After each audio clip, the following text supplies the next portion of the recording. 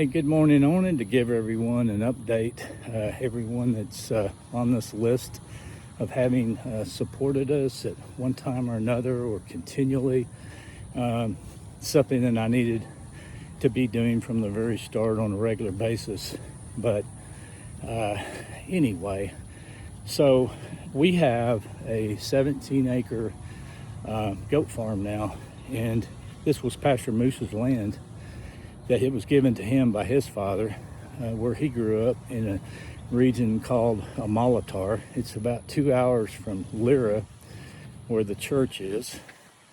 And when I went there in April, Easter time 25, we visited a goat farm and quickly realized that this would be a good way that we could begin to give the church a source of its own income rather than just continual support, 100% support from the United States. So we dove in and we got his 17 acres fenced with barbed wire and heavy amount of barbed wire, 4 or 5 strands where these goats can't jump out. And then we separated it into 2 goat farms. One that we're calling Judea and one that we're calling Jerusalem. And we bought 50 goats, 25 on each side. But these 2 goat farms have these very nice goat houses that were built that the goats stay in at night. And then they have a smaller grazing area that's fenced off with some really great chain link fence, which actually has concrete fence posts, something you don't see over here. So it's really, I think, built to be long lasting.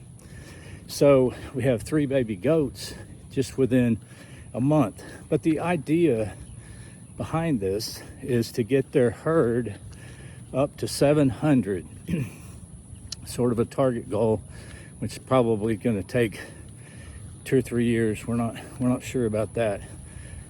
But when they get to that point, then they can sell 200 goats a year, and it would bring them a gross income of $20,000, which is a very large amount of money and much more than we've even been sending them from the Brothers for Christ ministry. So the other thing that I would share with you is that, of course, the goats need water, so we drilled a water well. We hit water at 180 feet. We have a solar water pump that pumps into a 10,000 liter tank, and we built sort of a water station there that people can get water. Just the locals can come and get water, and it's a closer place for them. They probably cut the distance that they had to walk or ride a bike with these heavy water jugs in half. And we then came up with the idea to support the widows there and sort of started a program called FV Widows. Pastor Moose and his team got about 20 of them, I think, and they were instructed on how this would work. And how it works is they're actually going to stay at the water station, and they are going to charge a small amount for water, very, very small amount. But they're going to put it in a bank account, and one of the elders at the church is, a signer on the account, and they'll be monitoring that. It won't be a lot of money. It would probably be funny if you knew how little it was, but this is going to help them. And also the church taught them how to make liquid soap, like a Dawn liquid dish detergent, and they're going to start to sell that as well. So I really have a vision for this area to become even much more than what I've spoke about. I think that we can have chickens, we can start growing food there, we can maybe drill another water well, but The land is fertile. It's 2 hours from Lyra, like I said, and it's surrounded by Lake Cuyahoga, which is 5 times the area mass of Lake Texoma. It's not as deep. Lake Texoma is 100 feet deep. This is maybe 20 feet deep at most. So they're roughly equal in size. It's like being surrounded on all sides by Lake Texoma. And so I just think there's lots of water underneath this land, and we can drill more water wells. We can increase the size of the farm by buying more land. But the other update is that we bought 2 oxen this week, because what's coming up, so we're in our initial stages of being goat farmers, really just learning as we go. But we know that there's a dry season coming up, and that'll be in December and January. Pastor Moose's farm was originally intended to be a pine plantation, so there's a lot of pine trees, and that doesn't give us as much grass grazing as we would like. So we have 6 additional acres just a little ways away, probably a half a block, and we've been given access to that. It's actually owned by Pastor Moose's son.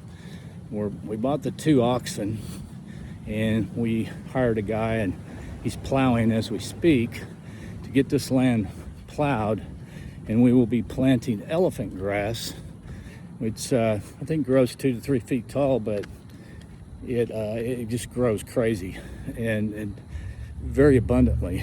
And so we should be able to get that crop up and be able to cut it before December, January drought.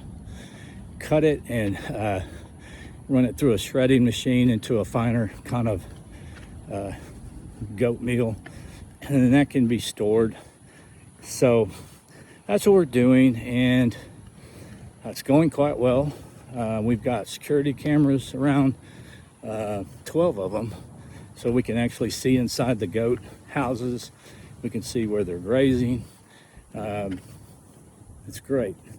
So we're really just, I'm very thankful. We're all thankful for you and everything that you've given. Wouldn't be here. Wouldn't even be having this conversation if it wasn't for you.